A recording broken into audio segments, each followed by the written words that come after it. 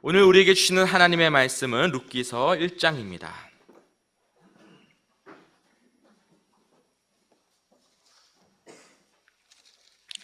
룻기서 1장 말씀을 한 절씩 교독하겠습니다. 사사들이 치리하던 때에 그 땅에 흉년이 드니라. 유다 베들레헴의 한 사람이 그의 아내와 두 아들을 데리고 모압 지방에 가서 거류하였는데 그 사람의 이름은 엘리멜렉이요 그의 아내의 이름은 나오미요 그의 두 아들의 이름은 말론과 기럐이니 유다 베들레 에브라 사람들이더라. 그들이 모압 지방에 들어가서 거기 살더니 나오미의 남편 엘리멜렉이 죽고 나오미와 그의 두 아들이 남았으며 그들은 모압 여자 중에서 그들의 아내를 맞이하였는데 하나의 이름은 오르바요 하나의 이름은 루시더라. 그들이 거기에 거주한 지 10년쯤에 말론과 기럐 두 사람이 다 죽고 그 여인은 두 아들과 남편의 뒤에 남았더라. 그 여인이 모압 지방에서 여호와께서 자기 백성을 돌보시사 그들에게 양식을 주셨다함을 듣고 이에 두 며느리와 함께 일어나 모압 지방에서 돌아오려 하여 있던 곳에서 나오고 두 며느리도 그와 함께하여 유다 땅으로 돌아오려고 길을 가다가 나오미가 두 며느리에게 이르되 너희는 각기 너희 어머니의 집으로 돌아가라. 너희가 죽은 자들과 나를 선대한 것 같이 여호와께서 너희를 선대하시기를 원하며 여호와께서 너희에게 허락하사 각기 남편의 집에서 위로를 받게 하시기를 원하노라 하고 그들에게 입 맞춤에 그들이 소리를 높여 울며 나오미에게 이르되 아니니이다. 우리는 어머니와 함께 어머니의 백성에게로 돌아가겠나이다 하는지라. 나오미가 이르되 내 딸들아 돌아가라. 너희가 어찌 나와 함께 가려느냐. 내 태중에 너희의 남편 될 아들들이 아직 있느냐. 내 딸들아 되돌아가라. 나는 늙었으니 남편을 두지 못할지라. 가령 내가 소망이 있다고 말한다든지 오늘 밤에 남편을 두어 아들들을 낳는다 하더라도 너희가 어찌 그들이 자라기를 기다리겠으며 어찌 남편 없이 지나겠다고 결심하겠느냐. 내 딸들아 그렇지 아니하니라. 여호와의 손이 나를 치셨으므로 나는 너희로 말미암아 더욱 마음이 아프도다 하매 그들이 소리를 높여 다시 울더니 오르바는 그의 시어머니에게 입맞추되 룻은 그를 붙쫓았더라. 나오미가 또 이르되 보라 내 동서는 그의 백성과 그의 신들에게로 돌아가나니 너도 너의 동서를 따라 돌아가라 하니 룻이 이르되 내게 어머니를 떠나며 어머니를 따르지 말고 돌아가라 강권하지 마옵소서. 어머니께서 가시는 곳에 나도 가고 어머니께서 머무시는 곳에서 나도 머물겠나이다. 어머니의 백성이 나의 백성이 되고 어머니의 하나님이 나의 하나님이 되시리니 어머니께서 죽으시는 곳에서 나도 죽어 거기 묻힐 것이라. 만일 내가 죽은 일 외에 어머니를 떠나면 여호와께서 내게 벌을 내리시고 더 내리시기를 원하나이다 하는지라. 나오미가 룻이 자기와 함께 가기로 굳게 결심함을 보고 그에게 말하기를 그치니라. 이에 그 두 사람이 베들레헴까지 갔더라. 베들레헴에 이를 때 온 성읍이 그들로 말미암아 떠들며 이르기를 이가 나오느냐 하는지라. 나오미가 그들에게 이르되 나를 나오미라 부르지 말고 나를 마라라 부르라. 이는 전능자가 나를 심히 괴롭게 하셨음이니라. 내가 풍족하게 나갔더니 여호와께서 내게 비어 돌아오게 하셨느니라. 여호와께서 나를 징벌하셨고 전능자가 나를 괴롭게 하셨거늘 너희가 어찌 나를 나오미라 부르느냐 하니라. 나오미가 모압 지방에서 그의 며느리 모압 여인 룻과 함께 돌아왔는데 그들이 보리 추수 시작할 때에 베들레헴에 이르렀더라. 아멘. 네. 오늘 1장의 본문 분해를 하면 1절에서 5절은 흉년으로 인하여서 나오미 가정이 이방 땅 모압의 이주 및 남편과 두 아들이 죽는 장면입니다. 6절에서 18절은 나오미가 귀향을 결심을 하고 이방 며느리 롯이 그에 동행합니다. 그리고 마지막 19절에서 22절은 나오미와 롯의 베들레헴 도착과 그 다음에 나오미의 한탄이 담겨져 있습니다. 우리 성도님들은 이 룻기서를 많이 아마 여러 번 읽으셨을 것이고 또 여러 설교를 많이 들으셨을 것입니다.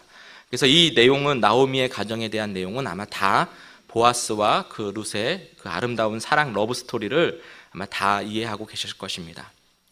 우리 성도님들은 오늘 본문을 통하여서 이 나오미 가정, 이 나오미의 가정에 대해서 어떻게 해석하시고 어떻게 지금 바라보고 계십니까? 그들이 살던 시대는 사사 시대였습니다. 1절에 보니까 사사들이 치리하던 때라고 나와 있습니다. 그리고 사사들이 치리하던 때에 각자 자기 소견대로 행하였고 이로 인하여서 그 땅에 하나님의 저주로 인해 흉년이 들었던 시대였습니다. 앞서서 우리가 사사기를 통하여 보았듯 사사시대는 하나님의 말씀을 너무나도 몰랐습니다. 너무나도 무지했고 그 말씀을 깨닫지도 못했고 율법을 저버렸고 하나님을 저버렸습니다. 그래서 그들은 자기의 소견대로 옳고 그름을 자신을 기준으로 하여 판단하였고 살아가던 시대였습니다. 우리가 지난 시간에 봤던 사사기 21장 25절에 보면 그때 이스라엘의 왕이 없었으므로 사람이 각기 자기의 소견에 옳은 대로 행하였더라라고 말씀하고 있습니다. 사람들이 저마다 자신의 소견대로 살던 시대, 무법이 난무하였고 공정함이 사라진 채 서로 원망하며 불평하며 저주만이 가득했던 시대였습니다. 우리는 그러한 입장에서, 그러한 시대적인 배경에서 이 나오미의 가정을 바라볼 때 그 가정에 임한 저주에 관해서 그가 왜 저주가 임했는지, 왜 그 가정에 이토록 고통과 고난이 찾아왔는지에 대해서 성경적으로 몇 가지 근거를 찾아볼 수 있습니다. 첫 번째는 무엇입니까? 그들이 모압 땅에 이주했을 당시에 그 어디에도 하나님께 기도하지 않고 묻지 않고 이사한 엘리멜렉의 죄에 대해서 물을 수 있습니다. 엘리멜렉은 이스라엘의 흉년이 들자 오직 살기 위해 이방 땅인 모압으로 이사합니다. 하나님의 명령이 있다거나 어떤 섭리로 인하여서 이방 나라에 간 것이 우리가 찾아볼 수 없음을 또한 알 수 있습니다. 단순히 먹고 살기 위해 간 것입니다. 그의 식구에 대해서는 2절에서 분명히 나옵니다. 그 사람의 이름은 엘리멜렉이요 그의 아내의 이름은 나오미요 그의 두 아들의 이름은 말론과 기럐이니 유다 베들레헴 에브라 사람들이더라. 그들이 모압 지방에 들어가서 거기 살더니. 이 본문만 봤을 때 이것은 예전에 야곱이 애굽으로 갔던 때하고는 좀 다르구나. 어찌 보면 하나님의 섭리가 보이지 않기 때문에 단순하게 그들의 생각에 의해서 이주하였고 살아갔구나라고 해석될 수도 있습니다. 그래서 누가 죽습니까? 먼저 그렇게 이주했던 엘리멜렉이 죽습니다. 그리고 누가 남겨집니까? 두 아들만 하고 자신의 아내만 남겨집니다. 3절입니다. 나오미의 남편 엘리멜렉이 죽고 나오미와 그의 두 아들이 남았으며. 많은 사람들이 이 3절의 내용만을 봤을 때 엘리멜렉에게 그 임한 저주, 이 이방 나라에 와서 죽은 이유에 대해서 그렇게 해석하고 아마 그렇게 여겨질 것입니다. 먹고 살기 위해서 자신의 나라를 버리고 이사한 이유, 그리고 하나님에게 묻지 않고 제멋대로 판단한 심판, 어디에서 다 걸립니까? 사사시대라는 그 단어 앞에서 다 걸리게 됩니다. 그래서 하나님의 율법과 말씀을 저버린 그때에 이들이 아마 그런 것으로 인하여서 저주를 받지 않았는가라고 해석되어 줄 수 있습니다. 두 번째는 무엇입니까? 바로 이방 여인들을 데려와다가 결혼한 아들들에게 있습니다. 나오미 가정에는 그보다 더 큰 재앙이 찾아옵니다. 바로 두 아들마저 죽은 사건입니다. 그 사건에 대해서, 그 이유에 대해서 또한 성경 해석을 통해서 알 수가 있는데 이방 여인들을 데려다가 장가든 사건으로 그 심판의 결과라 해석할 수 있습니다. 4절과 5절입니다. 그들은 모압 여자 중에서 그들의 아내를 맞이하였는데 하나의 이름은 오르바요 하나의 이름은 루시더라. 그들이 거기에 거주한 지 10년쯤에 말론과 기럐 두 사람이 다 죽고 그 여인은 두 아들과 남편의 뒤에 남았더라. 이처럼 4절과 5절을 통하여서 이 사사의 시대, 하나님의 율법이 상실된 이 시대에 나오미 가정에 지금 닥친 이 불행에 대해서 하나님의 율법을 저버린 결과다라고 이렇게 해석될 수도 있을 것입니다. 나오미와 두 아들은 가장을 잃고도 본토로 돌아오지 않습니다. 왜 그렇습니까?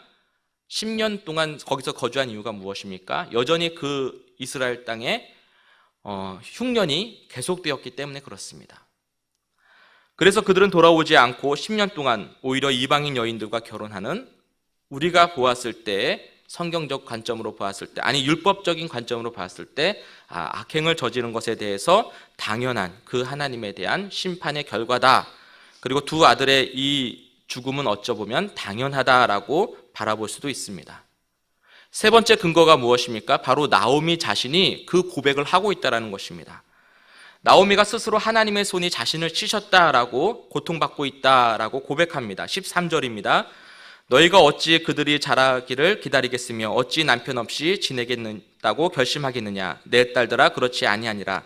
여호와의 손이 나를 치셨으므로 나는 너희로 말미암아 더욱 마음이 아프도다 하매. 이처럼 이 나오미의 고백을 통하여서 우리가 단순하게 이 성경을 바라볼 때 깨달아지는 것이 무엇입니까?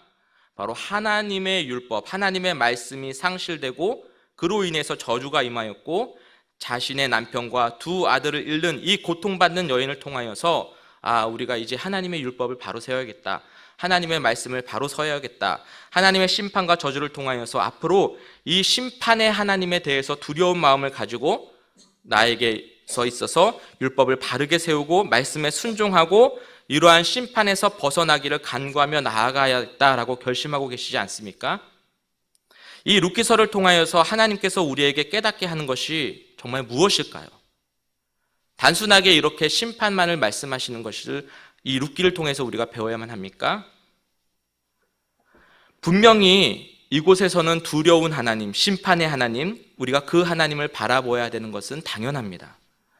우리의 시대는 하나님의 율법과 이 심판에 대해서 너무나도 가볍게 여기며 율법에 대해서 경솔하게 살아가고 있기 때문에 누구나 이것에 대해서 우리가 인정하기 때문에 이 두려운 하나님을 마음에 새기고 우리가 스스로 율법을 세우고 잘 지키기 위해, 하나님의 말씀을 더 잘 지키기 위해 노력해야 될 것은 맞습니다. 그러나 이 룻기서가 이어져가는 이 핵심의 스토리는 그것이 아닙니다. 심판과 저주를 다루고자 하는 내용이 아니라는 것입니다. 오늘 본문을 통해서 우리가 더욱더 깊이 이 본문에서 지금 말씀하고 있는 이 스토리가 이어질 수 있도록 그 연결고리가 되어지는 그것을 우리가 찾아야 됩니다. 그것이 무엇입니까? 그것이 바로 이 룻기서를 통하여서 우리가 찾고자 하는, 우리가 바라보고자 하는 그것입니다. 바로 하나님의 마음을 우리가 여기서 읽어야만 합니다. 이 룻기서를 기록한 이유가 무엇일까? 왜 우리에게 오늘날 이 룻기서를 주어지고 이 룻기서를 통하여서 하나님께서 어떻게 섭리 가운데 역사하는가, 이거를 바라봐야만 합니다. 사사의 시대에는 율법이 상실된 시대였습니다. 그러나 더 심각한 것이 있었습니다. 무엇입니까? 바로 하나님 본연입니다. 하나님을 상실한 시대였습니다. 하나님의 상실은 무엇이 상실입니까? 바로 사랑의 상실인 시대였던 것입니다. 하나님은 누구십니까? 하나님은 사랑이십니다. 사사의 시대에는 이 사랑에 상실된 시대였던 것입니다. 이는 마치 예수님의 공생의 기간 동안에 무엇만 남아있던 시대입니까? 율법만 남아있던 시대. 율법은 남아있고 하나님의 사랑은 상실된 그 시대, 예수님의 공생의 시대와 별반 다르지 않다라는 것입니다. 사사의 시대나 예수님께서 이 땅에 오셨던 그때나, 그리고 지금 오늘날의 우리에게나 마찬가지라는 것입니다. 사랑이 없는 시대에, 율법이 없는 시대, 사랑과 율법 모두 다 없는 시대는 자신의 소견으로 판단하여 사람들을 정죄하였고 심판하였고 잔인하였고 마음대로 했습니다. 그러나 사랑이 손실되었고 율법의 시대에는 성령의 열매가 없이 오직 율법에 의해 심판만이 있는 시대였던 것입니다. 그래서 고아와 과부를 돌보지 않고 가난한 자들을 돌보지 않고 서로가 서로에게 긍휼한 마음이 없이 오직 율법만이 난무하던 시대. 그래서 예수님이 십자가에서 돌아가신 것입니다. 하나님의 마음, 하나님의 사랑이 없이 오직 복과 저주, 이 이분법적인 하나님만을 강조하며 만든 결과인 것입니다. 나오미는 어떻게 나아갑니까? 오늘 거의 마지막 부분에 있어서 돌아갈 때 자신의 이름을 심히 괴롭다라는 의미에서 나를 나오미라 하지 말고 마라라 하라라고 불립니다. 이 나오미의 심정이 어떻겠습니까? 우리 나오미의 심정을 한번 헤아려 보셨습니까? 이처럼 자신에게 찾아온 고통이 얼마나 괴롭고 힘들었으면 자신의 이름을 말하라 하라. 나를 더 이상 나오미라 하지 마라. 나는 너무 괴롭다. 나의 심령은 너무 괴롭고 애통하고 슬프다. 그 누가 이 나오미에게 돌을 던질 수 있겠습니까? 너 왜 하나님 저버렸어? 너 왜 하나님 떠났어? 이렇게 돌을 던질 수 있겠습니까? 나오미는 자신의 두 아들의 이름을 말론과 기론이라고 지었습니다. 이 말론의 의미는 병약한 자라고 해석되고 이 기론은 쇠약한 자라라고 뜻합니다. 다시 얘기하면 왜 이 두 아들에게 병약한 자, 쇠약한 자라는 이름을 지어줬겠습니까? 분명 아기 때부터, 어렸을 때부터 병치레를 많이 하지 않았겠습니까? 너무나도 나약하고 너무나도 쇠약하기 때문에 이 아버지의 심정도 또한 여기서 읽혀지지 않습니까? 이스라엘의 흉년의 때에 비록 고향 땅을 떠나지만 어떻게 해서든지 자신의 하나뿐인 아내와 이 두 아들, 병약한 아들들을 지키기 위해서 모압으로 이사하고 있는 이 아버지의 심정이 어떻겠습니까? 아무것도 먹을 것이 없어 이 두 아들을 살리고자 하는 마음에서 쇠약하고 나약한 이 아들들, 어렸을 때부터 병치레를 많이 했던 이 아들들을 사랑하는 마음에서 그 아버지, 어떻게 해서든지 이방 땅으로 가서라도 살리고자 했던 이 아버지의 마음을 우리는 왜 외면하고 보지 못하느냐 말입니다. 바둥대며 살았던 그 나오미, 자신의 남편을 떠나보내고 두 아들을 어떻게 해서든지 살리기 위해서 두 며느리와 함께 바둥대며 살아가던 그 나오미의 모습, 자신의 며느리를 딸이라 부르며 딸처럼 여기고 사랑하던 그 시어머니의 모습, 그 속에서 우리는 과연 어떤 가정의 모습을 바라보아야만 합니까? 단순히 그저 하나님의 말씀에 불순종하고 저주받아 파렴치한 가정으로만 보이십니까? 나오미의 가정은 우리의 가정 중에 한 사람일 수 있습니다. 우리 공동체 가운데 한 명일 수도 있습니다. 나오미는 과거의 우리의 모습일 수도 있고 현재의 모습일 수도 있고 그리고 앞으로 다가올 미래의 모습일 수도 있습니다. 그래서 우리는 룻기를 통하여서 반드시 이 사실을 알아야만 합니다. 어떻게 이방 여인이, 이 룻의 이방 여인이, 모압의 여인이 이 율법서인 성경의 제목으로 채택될 수 있었냐 말입니다. 어떻게 이 이방 여인이 위대한 왕 다윗의 혈통을 이어갈 수 있었느냐 말입니다. 어떻게 이 이방 여인이 그 과부를 통하여서 이런 조잡한 혈통을 통하여서 메시아이신 예수 그리스도께서 탄생하실 수 있었냐 말입니다. 하나님께서는 제사를 원하시는 것이 아니라 긍휼을 원하십니다.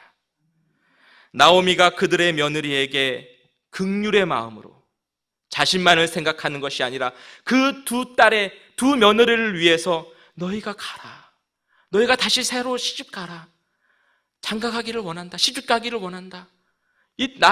나는 늙고 이제 힘이 없으니까 나는 고향으로 다 망해서 돌아가지만 너희만큼은 망하지 말고 잘 살으렴. 이 시어머니의 이 긍휼함이 바로 룻기서가 이어질 수 있는 배경이 되어지는 것입니다. 이 룻, 자신의 며느리였던 이 룻이 그러한 그 불쌍한 시어머니를 버릴 수 없어서, 홀로 둘 수 없어서 제가 함께 하겠습니다. 제가 죽기로 맹세했습니다. 어머니와 함께 죽겠습니다. 그래서 그 긍휼의 마음으로 그 불쌍한 노인의 어머니를 따라가는, 자신의 나라도 아닌 얼마나 자신의 그냥 나라로 가고 싶었겠습니까? 자신의 형제를 만나고 싶었겠습니까? 그럼에도 불구하고 아무도 알지 못하는 그 이방 땅, 그의 입장에서는 이방 땅인 이스라엘로 향하는 룻, 그의 긍휼한 마음이 바로 이 룻기서를 이어나가는 핵심인 것입니다. 지난 주일에 우리는 성령의 9가지 열매에 대해서 배웠습니다. 진정 우리에게 그 성령의 열매들이 맺어지기를 원하십니까? 9가지 열매가 맺기를 원하십니까? 그렇다면 그 성령의 열매가 무엇입니까? 과연 그 성령의 열매가 무엇입니까? 사랑, 희락, 화평, 오래 참음, 자비, 양선, 충성, 온유, 절제입니다. 이 9가지 열매는 무엇을 의미합니까? 이 모든 열매는 우리가 다 알다시피 사랑 안에 다 포함됩니다. 사랑 안에 이 9가지의 열매가 다 들어갑니다. 결론이 무엇입니까? 사랑입니다. 룻기서는 사랑을 이야기하고 있는 것입니다. 위대한 러브 스토리, 그 사랑의 긍휼의 마음을 이야기하는 것입니다. 우리가 잘 알고 있는 사랑의 장이 있습니다. 몇 장입니까? 고린도전서 13장입니다. 사랑의 열매가 바로 희락이요, 화평이요, 오래 참음이며 자비요, 양성이요, 충성이요, 온유요, 절제임을 이 고린도전서 13장을 통해서 깨닫게 됩니다. 사랑은 희락입니다. 진리와 함께 기뻐합니다. 사랑은 화평입니다. 모든 것을 감싸주고 바라고 믿고 참아냅니다. 사랑은 다른 사람에게 화내지 아니하며 오래 참으며 온유하며 시기하지 않습니다. 사랑은 자기의 업적을 자랑하지 아니하며 교만하지 않습니다. 사랑은 다른 사람에게 무례히 행치 아니하며 자신의 유익을 구하지 않습니다. 사랑은 우리 하나님과 마찬가지로 영원토록 변하지 않습니다. 우리 주님은 사랑이십니다. 그 사랑은 영원토록 변하시지 않기 때문에 우리 주님이 영원토록 우리를 사랑으로 변치 않고 행하시는 것입니다. 사사의 시대, 그리고 예수님께서 이 땅에 오셨던 그 공생의 시대, 그리고 오늘날 우리가 살아가고 있는 이 현세의 시대, 하나님께서 우리에게 진정 원하는 것이 무엇이겠습니까? 서로를 불쌍히 여기며 긍휼한 마음으로 바라보는 사랑입니다.